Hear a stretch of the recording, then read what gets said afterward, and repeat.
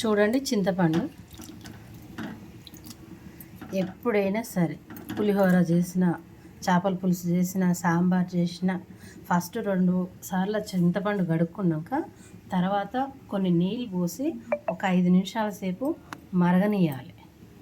మరగనిస్తే దాని నుండి మనకు చింతపండు గుజ్జు అనేది ఎక్కువ వస్తుంది. అదే మనం మామూలుగా 10 నిమిషాలు నానబెట్టినాము బయట చన్నీళ్ళల్లో అంటే దాంట్లో గుజ్జు ఎక్కువ రాదు.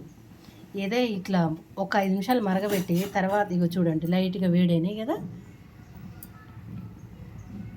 ఇప్పుడు ఒక 2 నిమిషాలు ఉంచేసి తీసేసినాం అనుకో, మనం తీస్తూ ఉంటే గుజ్జు వెళ్తూ ఉంటుంది. ఇట్లా ఏది సాంబార్ చేసినా, చేపల పులుసు చేసినా, పులిహోర చేసినా అసలు చింతపండుతోటి రసం తీయాలంటే ఒక 2 కానీ 5 నిమిషాలు కానీ వేడి చేసినామంటే కథం. కాకపోతే ఒక 2 నిమిషాలు చల్లారినాక తర్వాత గుజ్జు తీయాలి, కానీ వేడివేడిగా కాలుతున్నప్పుడు కాదు. ఇట్లా తీస్తే మాత్రం చింతపండు గుజ్జు బాగా వస్తుంది.